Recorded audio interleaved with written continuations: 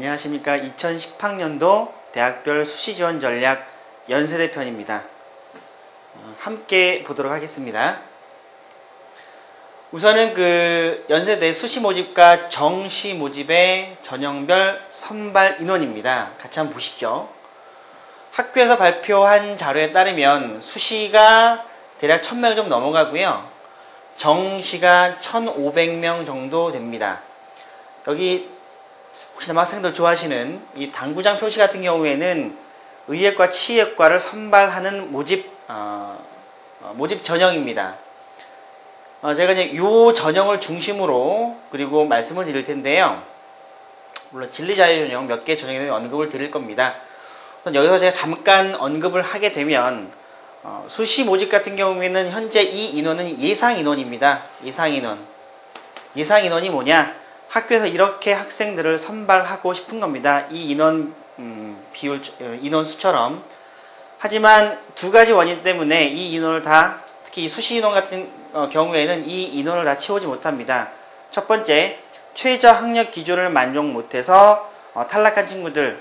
두 번째, 복수 지원 때문에 연대를 쓰는 친구들 다른 대학도 쓰잖아요. 그죠? 그럼 썼을 때 다른 대학 등록함으로써 모집 인원 빠져나가는 것 때문에 이탈자, 이 두 가지 원인 때문에 이탈자가 좀 많습니다. 작년 같은 경우에는 대략 한 30%가 조금 약간 넘었고요. 물론 연세대만 그런 게 아니라 다른 대학들도 대략 그 정도 비율만큼 빠져나가기도 합니다. 뒤에서 다시 언급하겠지만 올해 같은 경우에는 이탈자가 좀 적을 것으로 예상이 돼요. 뒤에서 다시 말씀드릴 거고요. 우선은 인원은 굉장히 많아 보이죠? 많아 보이는데 실제 이거는 뚜껑을 열어봐야 아는 부분이기 때문에 수시 지원하실 때는 좀 냉정하게 지원하실 필요가 있습니다. 그걸 미리 좀 말씀드리고요. 그럼 여러분들이 이제 입학사정관 전형에 대해 굉장히 관심이 많으실 거예요. 올해 연세대 입학사정관으로 인한 선발 인원 같은 경우에는 총 정원의 대략 35% 정도의 학생을 선발을 합니다. 자, 그런데 입학사정관 전형이 따로 있고요. 입학사정관 참여 전형이라는 게 따로 있습니다. 이게 뭐냐면은 입학사정관들이 학생을 선발하는 모든 과정에 참여해서 학생을 선발하는 거고요. 입학사정관 참여 전형이라는 것은 학생들이 제출한 서류 또는 면접에 참여해서 자신의 의견을 얘기를 하는 거죠. 저 학생들에 대해서 이렇게 평가를 한다. 입학사정관들이 참여하는 전형입니다. 현재 대부분의 학생들이 일반계 고등학교 학생이라면 아마 요 전형, 진리자유 전형에 대해서 되게 관심이 많으실 거예요. 많으실 거고요. 그 외 전형 같은 경우에 굉장히 특별한 자격 조건이 좀 필요하죠. 조기 졸업자라던가 글로벌 리더라던가 특별한 자격 요건이 필요하기 때문에 진리자유 전형은 뒤에 다시 더 말씀을 드리도록 하겠습니다. 그럼 연세대 수시 1차 같은 경우에는 어떤 전형들이 있느냐? 올해 가장 크게 변화되는 것은 바로 수시 1차에서 논술을 실시한다는 거죠. 작년까지만 해도 연세대와 고려대가 같은 날짜에 논술을 받습니다. 그렇기 때문에 학생들 입장에 굉장히 당황스러운 경우가 많죠. 연대도 고대도 보통 연대 쓰는 친구들이 고대를 쓰고 고대를 쓰는 친구들이 연대를 쓰기 때문에 어느 한쪽을 선택할 수밖에 없는 현실이었죠. 작년도까지는. 근데 올해는 연세대가 수능 이전에 논술을 보기로 하였습니다. 10월 9일에서 10월 10일까지 이 양일에 걸쳐서 논술을 보는 거죠. 그럼 저게 어떤 의미를 갖느냐? 첫 번째는 경쟁률이 변화할 가능성이 높습니다. 수능 이전에 논술을 보기 때문에 논술이 준비되지 않은 친구들 같은 경우에는 지원하기가 조금 부담스럽죠. 왜냐하면 전년도 같은 경우에는 수능 이후에 논술을 봤기 때문에 수능 이후 짧은 시간, 대략 2주 정도 되겠지만은 2주 정도 짧은 시간에 논술을 준비할 수 있는 시간이 있었습니다. 근데 올해 같은 경우에는 수능 이전에 보게 되니까 논술이 준비되지 않은 친구들은 지원이 지원이 좀 힘들겠죠? 그래서 소폭 많이 감소하진 않을 것 같습니다. 실제 10월 달에 본다고 해서 학생들이 많이 안 쓸 가능성은 높진 않고요.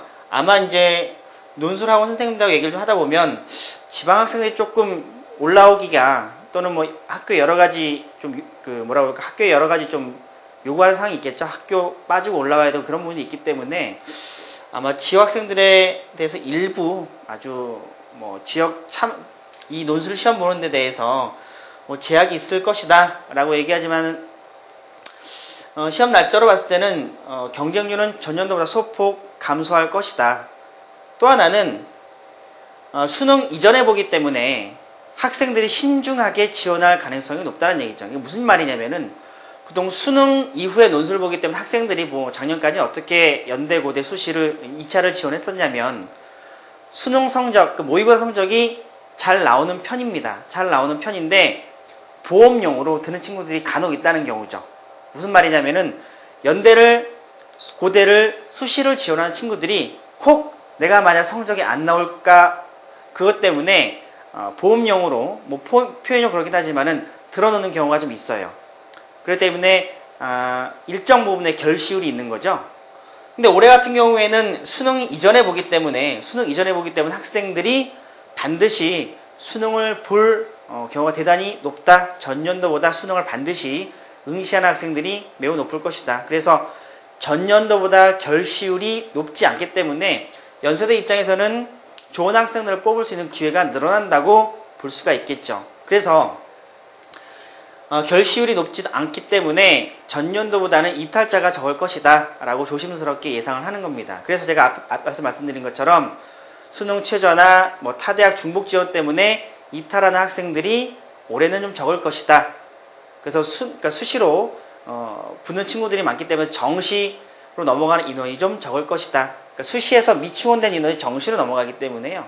정시로 이월된 인원이 적을 것이다 라는 걸 미리 말씀드릴 겁니다. 아마 이런 것 때문에 이 시험 날짜가 올해 연대 수시 1차의 가장 큰 변화점이죠. 저것 때문에 조금 골치 아플 수도 있어요. 논술 준비가 안 된 친구들은.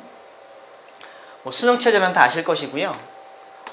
그리고 우선 선발이라고 있습니다. 그러니까 전체 정원, 일반 우수자 622명의 대략 60%를 우선 선발로 선발을 하겠다라는 얘기고요. 의예 치의학과는 뭐 제외하겠다. 워낙 성적들이 높은 학생들이 많기 때문에 이렇게 뽑는 것은 무의미하다. 그래서 일반 선발로 학생들을 선발하겠다 이 얘기입니다. 다음에는 조기 졸업자 전형에는 입학사정관 참여 전형이에요. 참여 전형이고 이제 서류와 논술로 학생들을 선발하고 있죠. 자세히 보시게 되면은 수학, 과학, 교과, 이수단위 합계가 43단위니까 이제 과고에서 조기 졸업하는 친구들을 잡기 위한 전형으로 볼 수가 있습니다. 수능 최저가 없죠. 그리고 서류평가는 학생부 교과, 비교과, 자기소개서, 추천서, 기타 자료 등이 있습니다.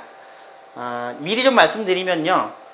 보통 이제 상위권 학교일수록 제가 서울대 할 때도 잠깐 말씀드렸듯이 보통 상위권 대학 특히 수시 전략 같은 경우에는 오해한 요소가 좀 많다고 제가 서울대 때 말씀을 드렸습니다. 특히 이제 보통 서류평가에서 이 비교과를 학생들이 비교과 때문에 이제 좋은 대학을 지원이 가능할 것이다.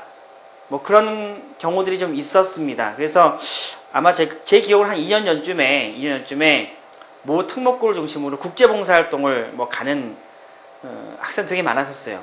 그러니까 뭐뭐 카더라라는 통신이 돈 거죠. 야, 국제봉사활동 가면은 연대수시 유리하더라 라는 소문이 돌아서 막 갔었는데 실제적으로 뚜껑 열어보니까 반드시 그런 건 아니었습니다.